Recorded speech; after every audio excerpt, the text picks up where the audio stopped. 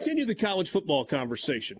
From a recruiting standpoint, fans, depending on who they cheer for, seem to be excited right now here in the state of Mississippi or a little frustrated right now here in the state of Mississippi. Borky, Ole Miss has been on a little bit of a heater in terms of recruiting, especially on the defensive side of the ball. You talked about that yesterday when you referenced Pete Golding and his leather loafers with no socks. And yeah, that's true. That's how he rolls. It's working. Got a 4-star defensive lineman, Cameron Beavers. That is their second 4-star defensive lineman from the state of Mississippi in this class. And depending on who you believe, they are trending in the right direction for the other 2 4-star defensive linemen from the state of Mississippi in this class. And they, again, depending on who you believe, are primed to flip a 4-star wide receiver from the state of Mississippi, who is currently committed to Tennessee. 7 of Ole Miss's 8 current commitments are from the state of Mississippi, a dramatic shift in locale from previous years under Kiffin in recruiting. 4 of those 8 are 4 stars. As you guys know, the Blue Chip Index has fewer than 20 programs in America that have 50% or better blue chip players. So it's very early. It's May. Mm-hmm. It's May. Got to be said 100 times.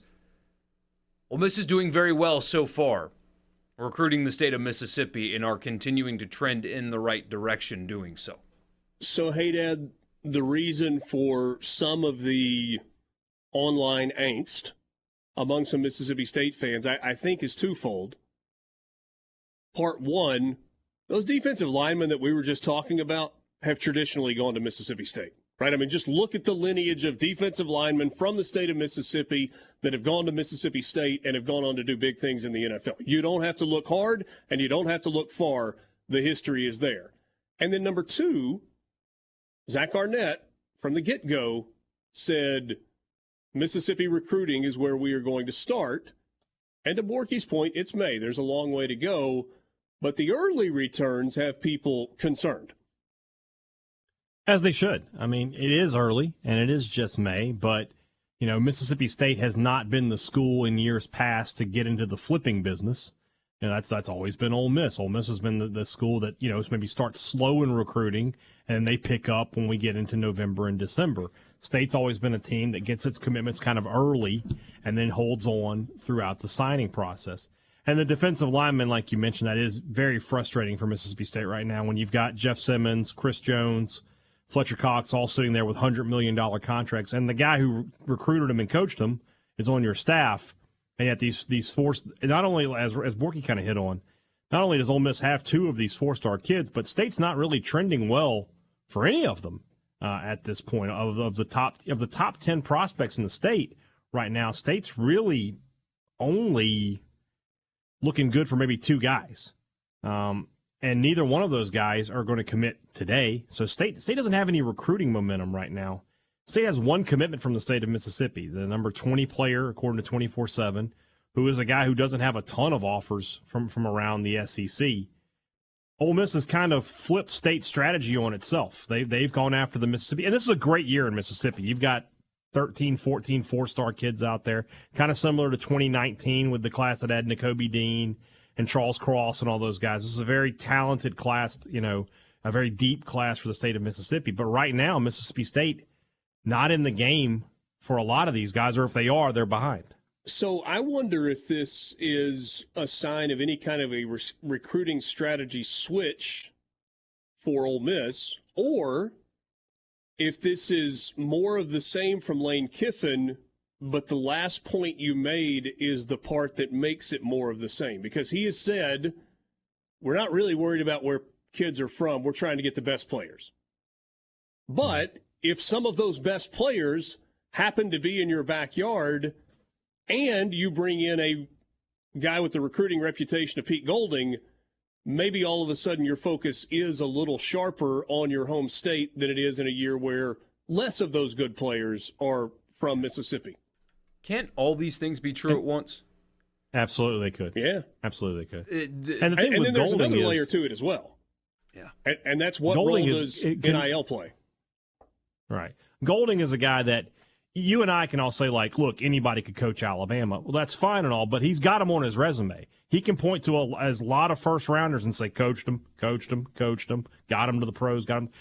There's just no getting around that, So that's a thing right now.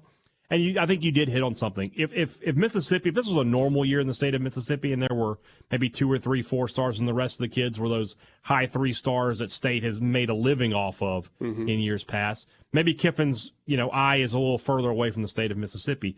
But when you've got 14 4-star kids in the state, and think about Ole Miss, how many high school kids are they going to sign? I mean, in an average year now, they're signing like 13 or 14 kids, and then they're putting the rest into the transfer portal. It makes sense to if you've got those connections in the state. Cameron Beavers is from Bay Springs. That's an Ole Miss area. Ole Miss has done well in Bay Springs before. Excuse me. The other kid they have committed is from down on the coast, Rush, the kid from Pascagoula. State was late to offer that kid. Ole Miss got in there and recruited him well, and now he's there. That's the coast is not traditionally a Mississippi State stronghold through the years, so. Ole Miss has got some connections. They're playing the game well. And then you mentioned NIL. I think Charlie Winfield's doing a really good job with what he has at the Bulldog Initiative, but he was on this show. He was on Thunder and Lightning Live talking about we're not going to offer it to high school kids. And I know that it's not technically legal to offer NIL deals to high school kids. I know that. So he can't say it out loud.